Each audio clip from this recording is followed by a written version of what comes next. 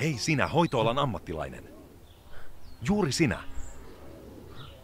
Kiinnostaisiko kesä kaupungissa?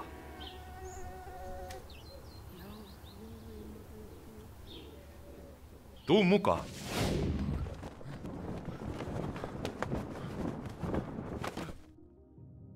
Kiinnostaisiko sinua työskennellä sairaalassa?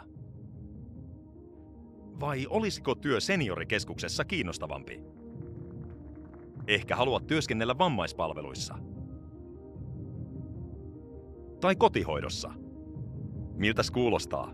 Olisiko joku näistä hyvä? Ja onhan kesä Helsingissä tietysti paljon muutakin.